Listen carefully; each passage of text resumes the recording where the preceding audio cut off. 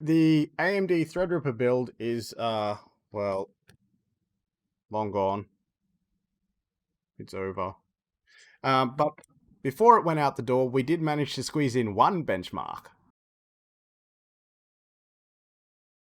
But before we get into that, a really quick recap, just in case you missed part 1 and 2. So we decided to budget build a computer around an AMD Ryzen Threadripper CPU. So look, it all started with the cheap motherboard, and I just couldn't resist, so I bought that. Initially, it was going to be my computer for, well, content creation, so creating these videos and doing stuff like this.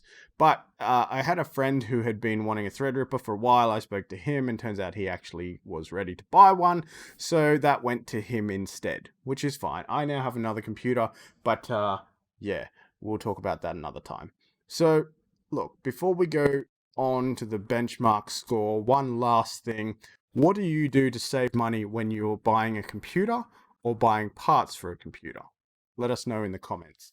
But yes, so our benchmark that we ran was Cinebench R20. And this was the one benchmark that we ran. It's nice, quick, simple, free. Any of you can do it. You can just go grab the program, run it on your computer, and it will give you a score. The reason we picked this one is because neither me or my friend were going to be using the computer for gaming primarily. We might play the odd game here and there, but really not a lot.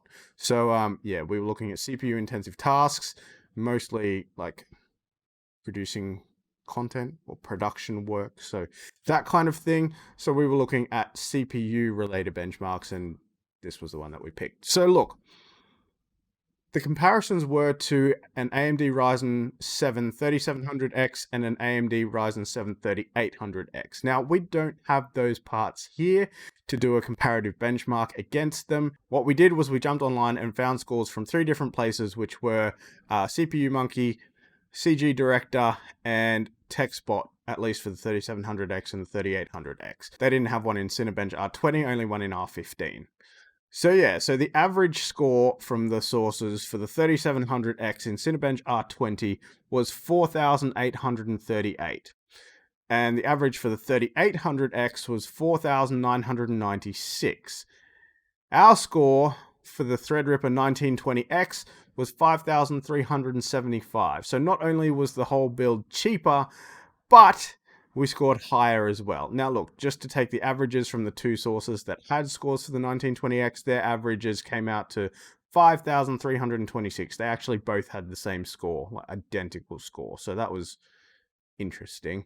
But yeah, so we built something cheaper that was better, at least for what we're doing anyway. So yeah, we'll call that a win. But look, how did we go about buying the budget parts, or the parts for the budget build at budget prices? So the motherboard came off Facebook Marketplace. We actually bought that off a YouTuber, so I assume it was used for reviews, maybe some light use, and then it was removed and sold off. The CPU was actually old stock that we bought off eBay, or at least we assume it was old stock. It was brand new in the box and it had a fair amount of dust on it when it arrived, so we'll go with that. The memory we bought off an eBay seller who was having a sale, so discount codes and voucher codes and stuff out the wazoo, so we managed to pick that up cheap. The power supply we picked up off Gumtree, secondhand, and thankfully that's an item that I haven't seen fail a huge amount, so hopefully we'll be okay with that one. The video card was an X-Mining card that I bought off a computer enthusiast forum that I'm a member of. And yeah, that was actually in my machine for a little while before we passed it on to that build, so we know that it works and works well.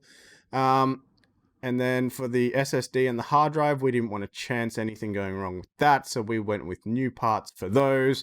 That was just using static ice to find the cheapest local supplier where we could just go pick them up, and then obviously with current world circumstances, just seeing who had them in stock at the time that we were ready to build. Obviously being new, we could pick them up whenever we were ready. So yeah, that happened. The question remains though, would we do it again?